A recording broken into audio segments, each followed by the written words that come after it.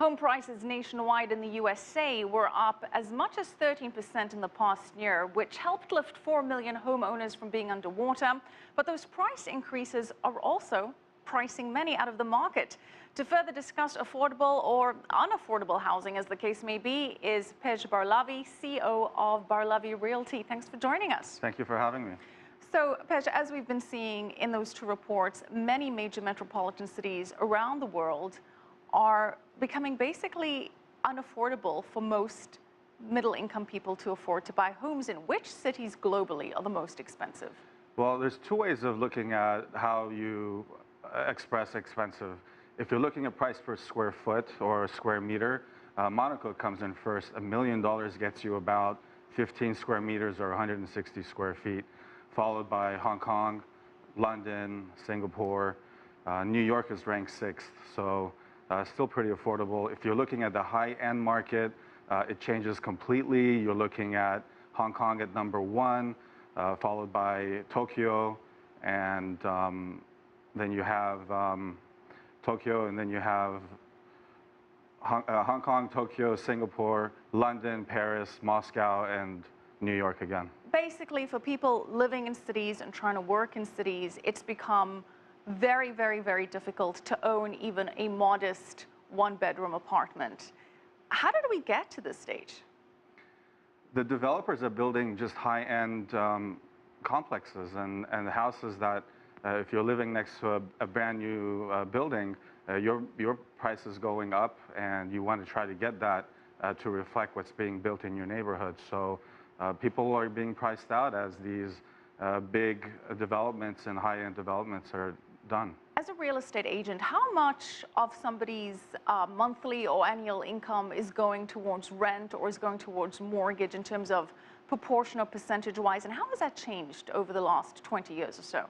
Well, you want to keep it nowadays at least 30% or less, 25 or 30%. If you're trying to get a mortgage, banks are not giving you those 45. If you had a loan-to-income ratio or debt-to-income ratio at 45%, it's very hard to come by that. So you want to keep it at 30% or less.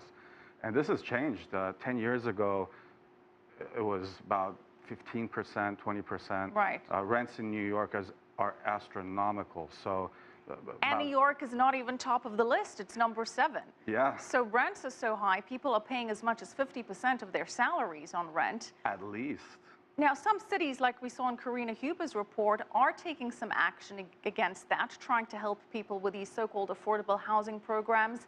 Tell us more about that. How does that work? New York's had this in place for a while, and our new mayor, de Blasio, is also trying to introduce and put another 200,000 units of affordable housing in the next 10 years. It's going to really determine how the developers will accomplish this and how they're going to keep the effects of building these new complexes. But what do we mean by affordable housing? Does the government put a cap on that? Does the government provide tax incentives?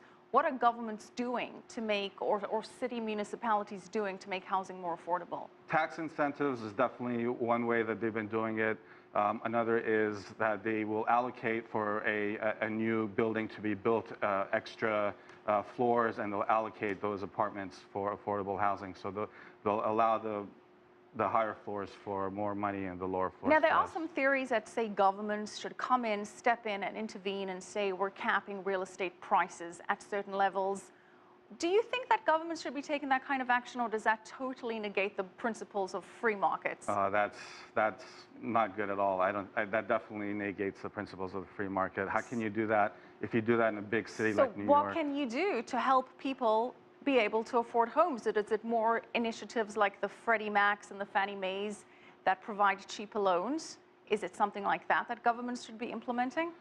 Definitely, you know, the 421A tax abatements have helped new buyers get in, where your taxes for the property is very, very low, and it increases every couple of years. That's one way to do it. If you can cut cost of the developments, it's a good way of actually going through the process. Air rights is at an all-time high, so purchasing air rights that doesn't exist for $400. Well, Pej, very quickly, we're talking about these all-time high prices. Which major global city do you think is nearing another housing bubble? New York, London, Shanghai? As a realtor, what's your number one watch? Well, the economist forecast is Beijing. This is the year 2014 for Beijing. Another one is London. London has over 120 new high-end developments that are coming in or being finished, so it's going to saturate their market. Followed by Toronto, Canada is another. Vancouver, Canada is another.